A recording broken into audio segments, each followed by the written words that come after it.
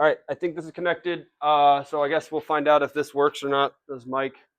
Because I did this because people complained. The two people that actually take their school seriously and do it after. Now I have a mic, so you're welcome.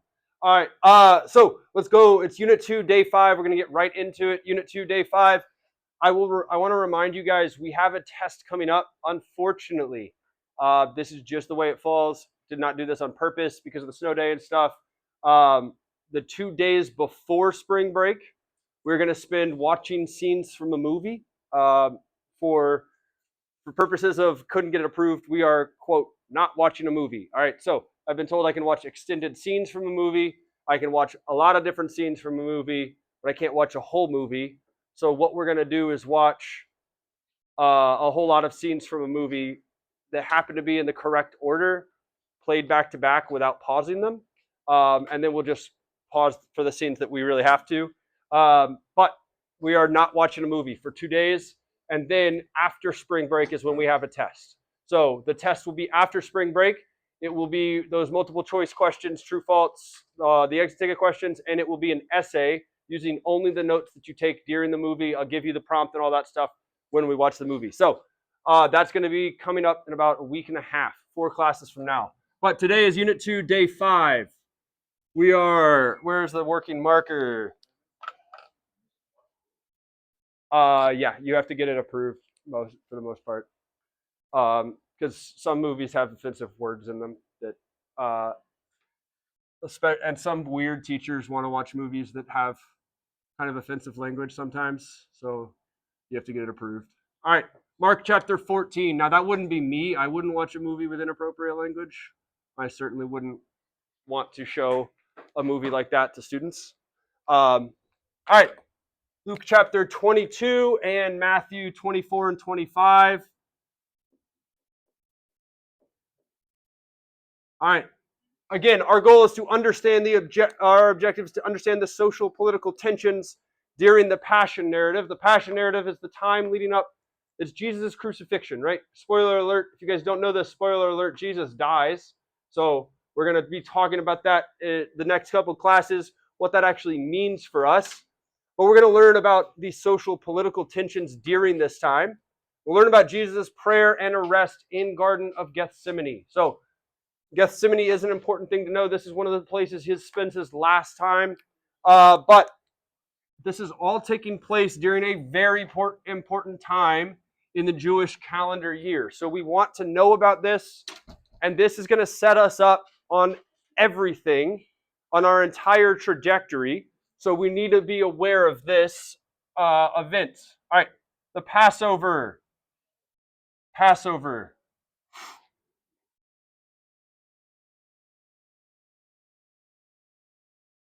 Jesus says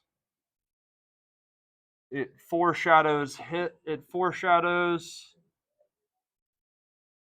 his sacrifice. All right. The Passover. This is going to be Jesus' central claim about himself in the Passover. Is that the Passover is actually about him and his sacrifice. It says, no, it all foreshadows. It foreshadows me and what I'm going to do. Because the Passover is the time. Does anybody know what the Passover is? What happened during this time? You guys should all know this because you all took Old Testament. What does the Passover commemorate? All right. Yeah, Miguel's the only one that's apparently bold enough to say it. Miguel, what is the Passover commemorating? It's what? Yeah, commemorates fleeing Egypt. It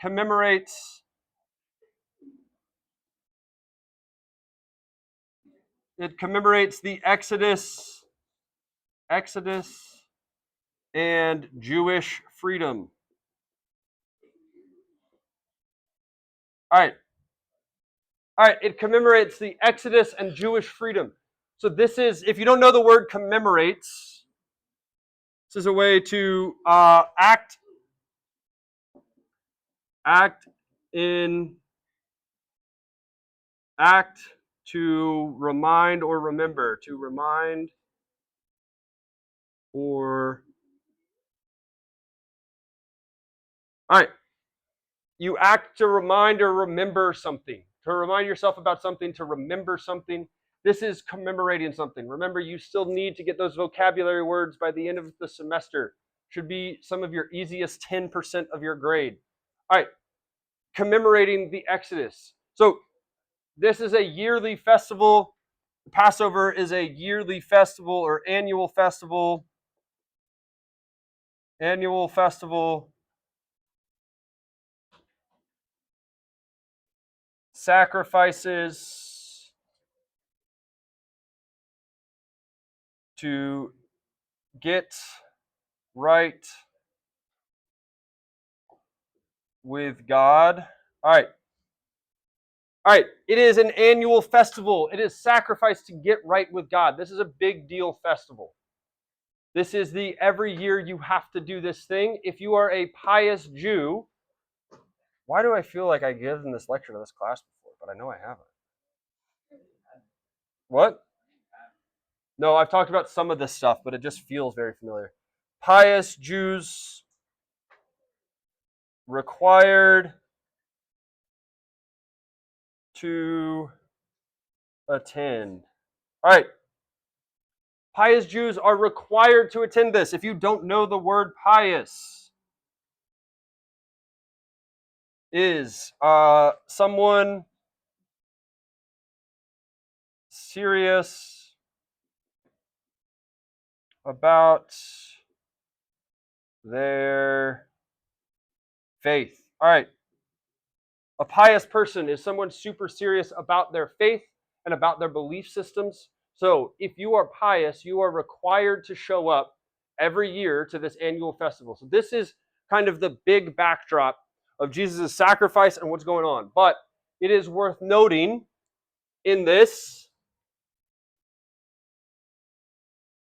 Passover commemorates, well, we said freedom. Passover reminds Rome of Jewish independence. All right, this is why it sounds familiar, because we talked about it with the triumphal entry.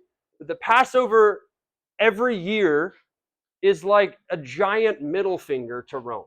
All right, it is them saying, Rome, we will be free. We got out of Egypt's grip. We're going to get out of yours. So this is why Rome every year marches down through the city and says, you're still in our grip. We are still your rulers. Right? This is why the Passover is not just a festival and celebration. The Passover is super treacherous politically. Right? This is a time of tension between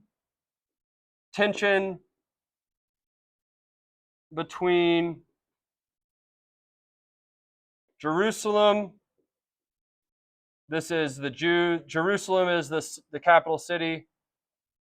Jerusalem and Rome, between these two cities.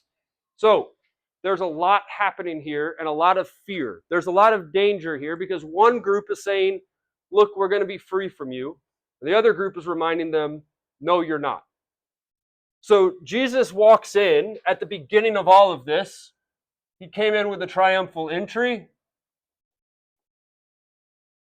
And what does he do? He protests Rome. All right, already off to a rough start, right? First thing he does at the beginning of the time of Passover is to come in and say, Rome, I'm going to mock you to your face. I'm going to mock what you're doing to show the oppression, to show the ruling when she gets back. He says, I'm going to mock you, but then he disrupts economy, as we've talked about before, disrupts economy, overthrows money tables. All right, money tables. It's worth noting, during the time of Passover, I've seen some estimates that say that there were about 20,000 people lived in the city of Jerusalem, and there would be roughly 60,000 would become the population during this time. So this population absolutely explodes. There are so many more people than normal in the city all of a sudden. right? So thousands upon tens of thousands of people show up to do this festival every year. And Jesus comes in, mocks Rome to their face, and then immediately disrupts the economy for every single one of these people.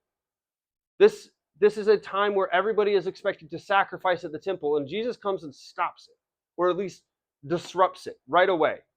So Jesus is getting on both, right? He's going to cause this tension and trouble for both. And then after doing that, he predicts war, end of times. So I want us to understand that this stuff is fraught with political danger that Jesus is doing. Jesus is not just coming in and teaching pacifism and saying, be nice to your neighbor. He's saying, you need to have justice and stop with the corruption. Gio's going to go, and then you can go. Gio. And then you can go, Jaden. So Jesus comes in and saying, stop with the corruption. And he is making a point politically to disrupt the powers that be. So you can imagine that with this Roman tension, what is Rome going to possibly do? They might react and snap, right? So we have another group here. We're going to say the Sanhedrin. All right, the Sanhedrin. This is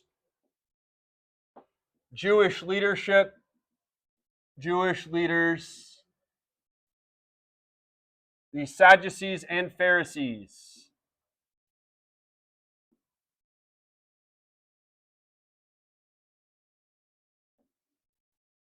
Want to prevent war, want to prevent their people's suffering.